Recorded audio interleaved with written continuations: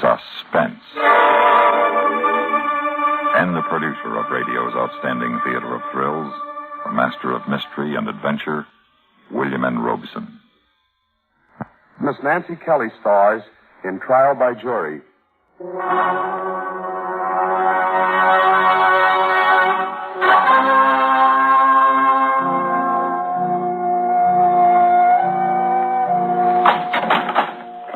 The sheriff escorted me down the jail corridor in person as though I were a VIP. Well, I am now. To cops and bailiffs and wardens and lawyers and judges, too. All over the city, Hilda Warren is a name to conjure with. Hilda Warren is the top criminal lawyer in the state. And for a woman, that means you've got to be twice as good as any man. And I am.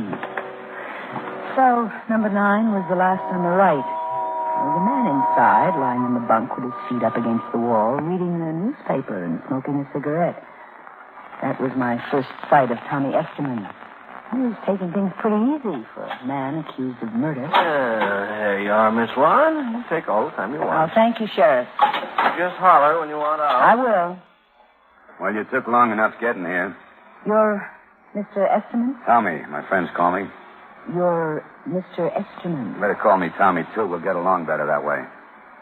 All right, Tommy. But we're not going to get along unless you and I get a couple of things straight, and right now. Sure, like what? Like you're not doing me any favors hiring me to handle your case because you're not. You're lucky to get me. You understand? Yeah, I understand. Now, the second thing is that I'm not in this for my health. I want a power of attorney over everything you've got, and I'm taking half. Half? Mm-hmm, that's right. About $10,000, isn't it? About. Well? That's pretty steep. It's a lot of dough. All the dough in the world won't do you any good in the death house. Go on. So, I want to know the truth. All of it. Meaning I gotta trust you, huh? Don't you? How do you know you can trust me? I trust you? Sure. Wouldn't look too good if it ever came out you were defending somebody you knew for a fact was guilty, would it? Well, you let me worry about that. Now, what's your story? How much do you know? Only what I read in the papers. I know you came out here from the East a couple of weeks ago. Oh, and by the way, have you ever had any trouble with the law, Becky? No, I've been lucky. Where'd you get the money?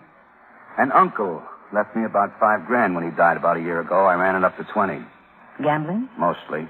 Oh, and in other words, you're a professional. No, I'm a businessman. I invest in things, anything. I decided to run the $5,000 up to 20 and then come out here and start a place of my own. And did you? I didn't have a chance. I came out here to look things over, see? I went out to this place in the valley, Renzo's place. They took me for my role. I didn't realize the game was crooked until after I left. I started to think about it. So I went back. To get your money. Yeah. You mean you held a gun on Renzo for it?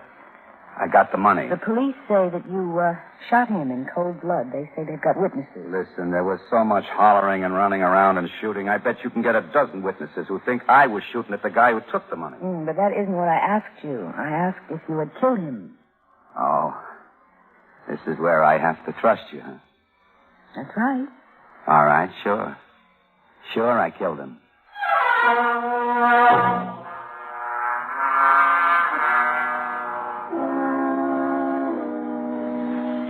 I'd gotten all I wanted for the moment, so I left. Downstairs, I ran into S. Andrew Williams, Sandy Williams, the district attorney. Well, Sandy was a very nice guy who kept proposing to me with monotonous regularity and whom I kept defeating in court with the same regularity. He was awfully stuffy about his ethics. It was a sore point between us. Down here on business, Hilda? I'm going to defend Tommy Esterman. Oh? Anything wrong with that? No. Are you going to handle the prosecution? Somebody in our office will, of course. Listen, Hilda. Yes? He's guilty. You know that, don't you? If he is, you're going to have to prove it. We will. Because we know he's guilty. And that's for the jury to decide, isn't it, Sandy?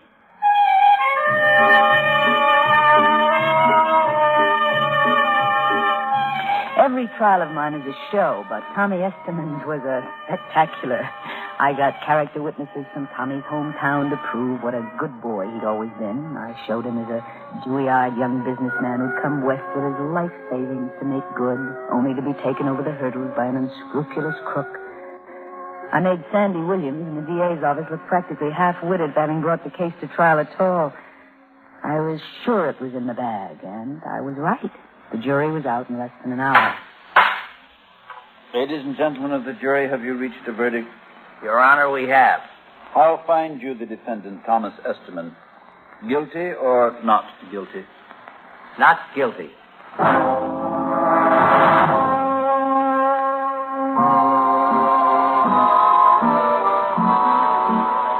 That night, Tommy invited me to help him celebrate his acquittal. Well, I don't usually mix business with pleasure, but Tommy was attractive in his cynical, larcenous way, and it wasn't too difficult to forget that I was sitting across the table from a murderer. Maybe I should have remembered, but I didn't. Now, how does it feel to be a free man, Tommy? Pretty good. If it didn't cost so much. Oh, cost. You're a very lucky boy, no matter what the cost. By the way, here's the power of attorney you gave me. I won't need it anymore. Thanks. You did collect your fee first, I suppose. Mm-hmm. An even 10,000. Yeah. It's a good thing I held out a little. You what? Sure, I got a little more stashed away. When I shot Renzo, I didn't stop to count the dough to get just what was mine. I just grabbed what there was. There was about 50 grand. I told you not to lie to me. I suppose that had come out in the trial. How could it? Nobody knew how much was there except Renzo, and he wasn't doing any talking. Oh, and this is the poor young businessman who got taken for his life savings. Just a plain ordinary stick-up. What's the difference? You'd have got me off anyway, wouldn't you? Yes, I suppose I would. You got me wrong, Hilda. It's like I told you. I'm just a businessman. When I invest money, I get it back. With interest, always. Which reminds me, if you stick all your clients like you stuck me, you must do all right yourself, huh? I get along. Yeah, about 75 grand last year, wasn't it? How do you know? You can find those things out. You see, I've invested in you, too, You've Hilda. invested in Yeah, and me? I've been thinking you ought to have a partner. Oh, well, what do you know about the law? Wasn't thinking about a law partnership. Well, what do you... Was thinking you and I ought to get married. Oh, no. Oh, no, Tommy. Thanks, but that's out of the question. Well, I think you ought to reconsider, Hilda. It may not be much of a proposal, but it's a pretty good proposition. No, sir, not from where I sit. Well, I wouldn't be too sure about that. But look at it from my point of view first. It would be a good way of getting back my investment with interest, considering the community property laws in this state. That way I could really set myself up right. Oh? And now look at it from your point of view, see? Your practice is worth 75 grand a year. Suppose you lost it. Suppose you were disbarred. All right, Tommy. All right. Let's have it. Suppose I'd given the sheriff a sealed envelope with a full confession. Suppose I'd said in that confession that you had a copy. Could you prove you hadn't? You didn't. But I did.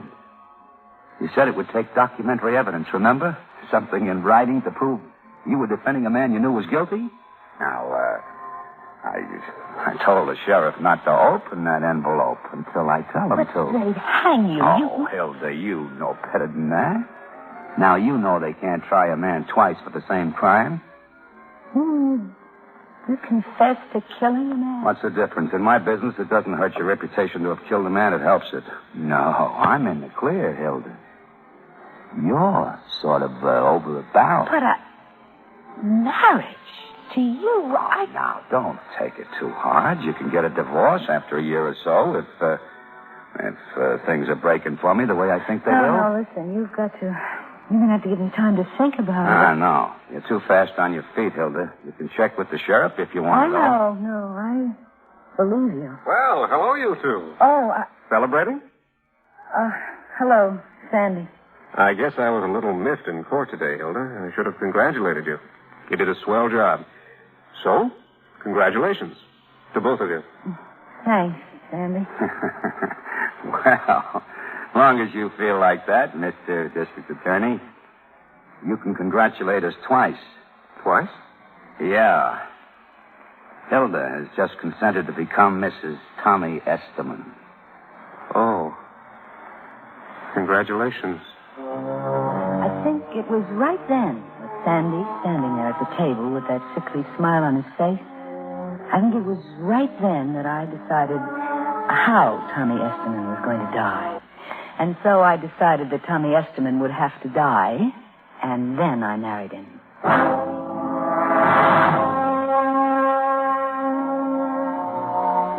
He didn't bother me. He'd only married me for the money he could squeeze out of me, and in spite of all the big talk about starting his own business, of course he didn't.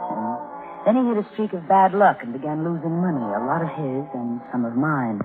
But all that was fine. I even encouraged it because I knew that this was the kind of thing that someday was going to give me my chance. And it came about 6 months later. Tommy had heard about a big no-limit poker game in one of the downtown hotels with a lot of Eastern money behind it, and he wanted to get some of it.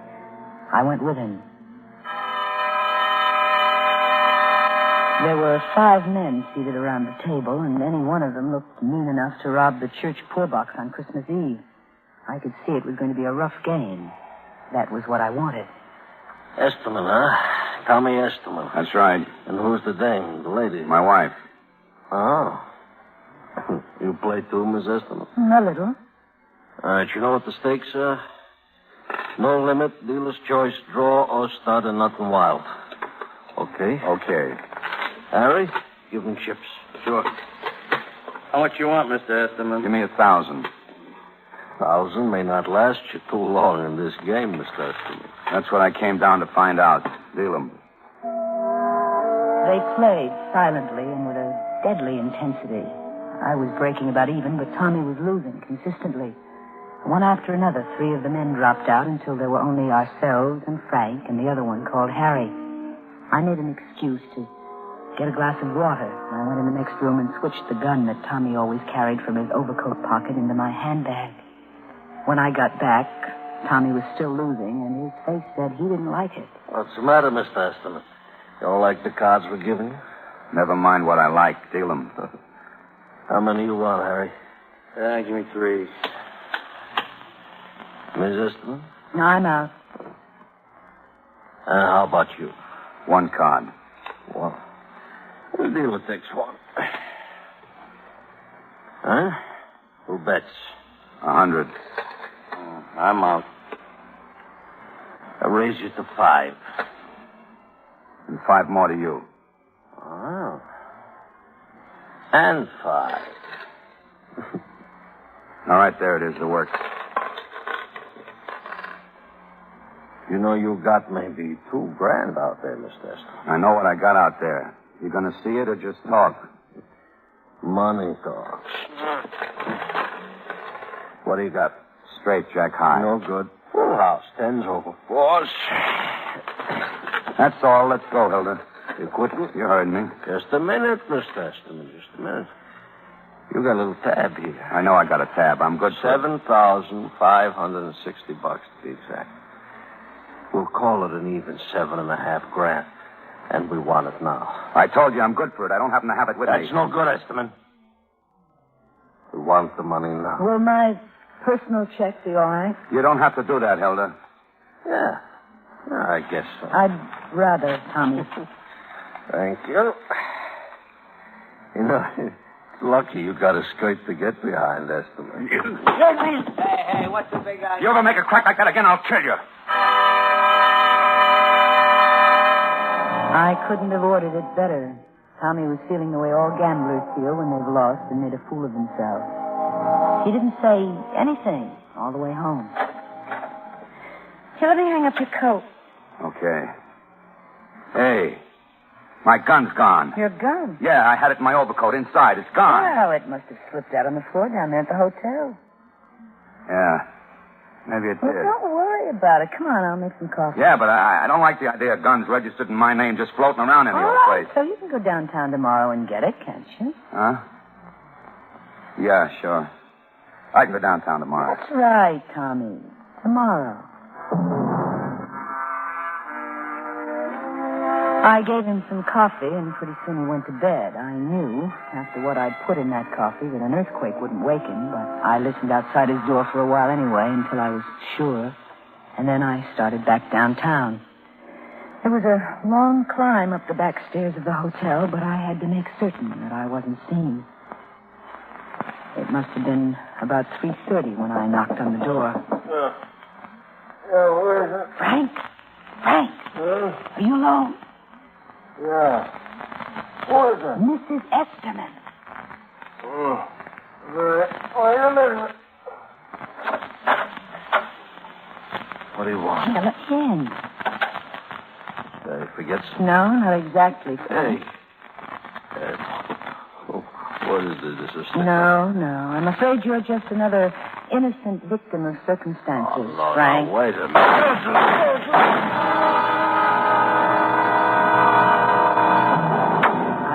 Gun on the floor and left, and when I got home, I took a sedative myself. When I woke up, it was morning, and the doorbell was ringing like mad. I went down to answer it. It was Sandy Williams. Hello, Hilda. Oh, Sandy, what a strange time to call. Come on. Hilda, I wanted to tell you myself. Tell me what? I've got some bad news. Sandy? What is it?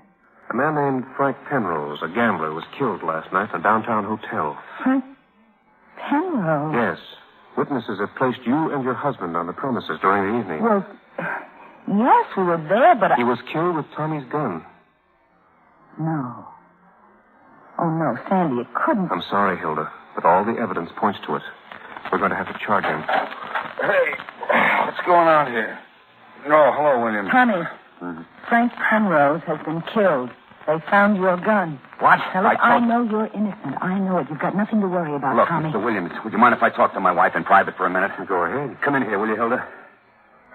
Now, Tommy, Oh. just don't say anything in front of him, and don't worry. Hilda, I beat the rap for one I did do. Now they got me for one I didn't But do. they haven't got you, Tommy. It's all circumstantial. I can prove your alibi myself. You were at home with me. Look, baby, it's a mess. I don't want you to get into But it. why? Because everything's different now. What are you talking about? Don't laugh, Hilda. I guess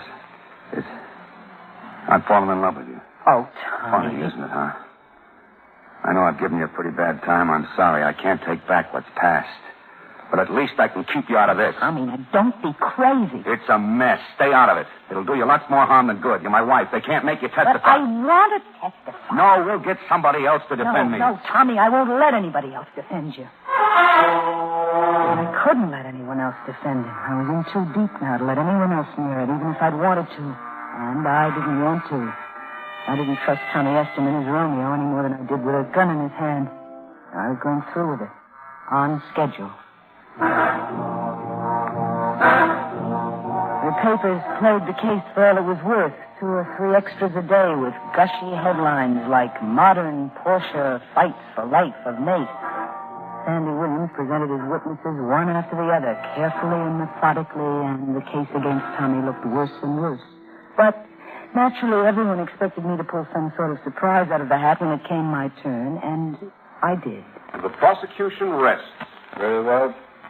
Is counsel for the defense prepared to call her witnesses at this time? Well, the defense will call only one witness, Your Honor.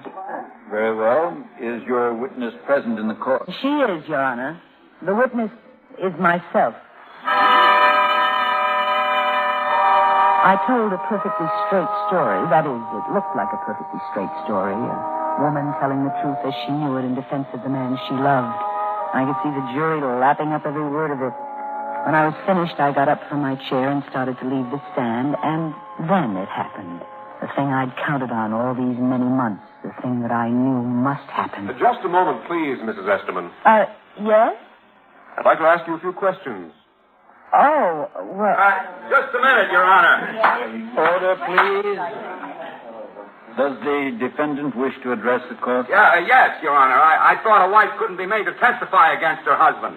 A wife cannot be forced to testify against her husband, Mr. Esterman. But once she has volunteered to testify, she is, of course, subject to cross-examination. Oh. You are prepared for such cross-examination, of course, Mrs. Esterman? Why, yes, of course. Now, Mrs. Esterman, you have testified that on the night Frank Penrose was murdered, you returned from his room at the hotel where you'd been playing cards and arrived at your home a little after 2. Is that correct? Yes? And then somewhere in the neighborhood of 2:30 or 2:45, you and your husband retired. Yes. Tell me, Mrs. Esterman, did you sleep well that night? Why, yes. You and your husband sleep in the same room or in separate rooms? In separate rooms. Then how can you say positively that your husband did not leave the house while you were asleep, return to the hotel, kill Frank Penrose, and return home without your knowledge? Well, Remember, Mrs. Esterman, you're under oath. Can you swear that your husband did not leave the house at any time that night after he had retired? Can you? Answer yes or no. No. You cannot swear that he didn't leave the house. Now, just one more question, Mrs. Esterman. You have admitted that your husband had a slight quarrel with Frank Penrose. Is that not true? Yes? What did your husband say to him? I'm not sure. You heard what another witness testified to. Did he say those words or didn't he? Yes. And what were those words? What were they, Mrs. Esterman? Well, the next time, I'll kill you. That did it. The defendant's own wife and his lawyer had been forced to admit both the opportunity and the motive. That really did it. And all I had to do now was to wait for the verdict. Tommy Esterman was as good as in the gas chamber right now. And we waited for the jury. 1 hour, 2. And then they filed back into the courtroom and we were standing on our feet to hear the verdict.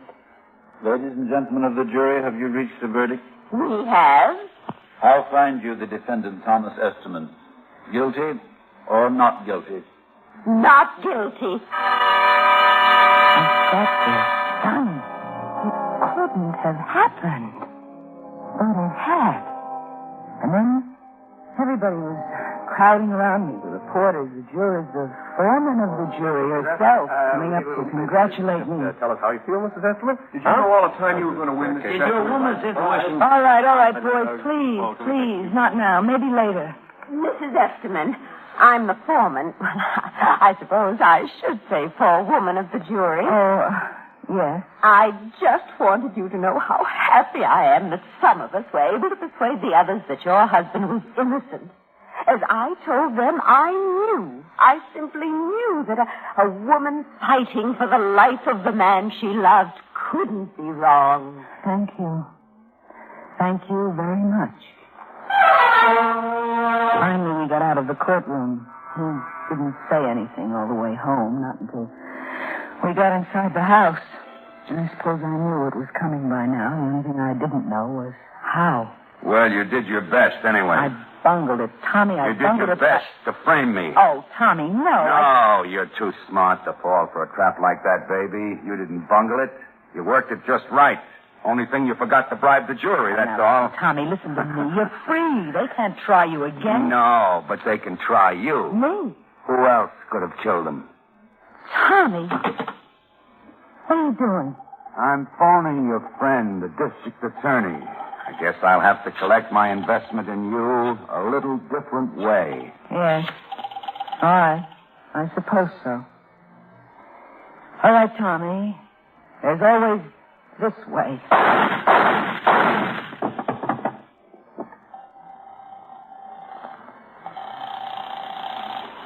Hello? Hello? Sandy. You'd better come out, Sandy. I've just killed him.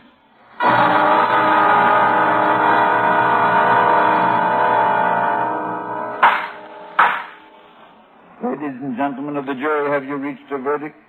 Your Honor, we have. How find you the defendant, Hilda Warren Esterman, guilty or not guilty? Guilty.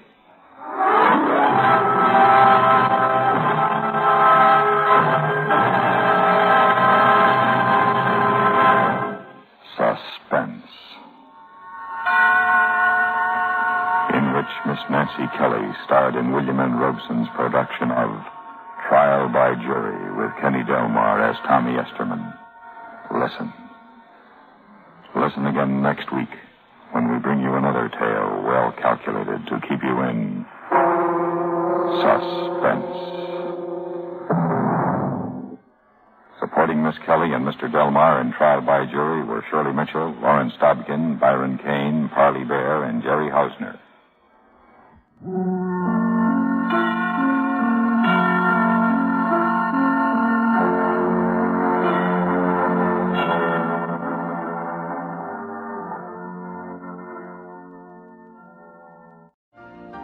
You've been listening to the OTR Gold Network.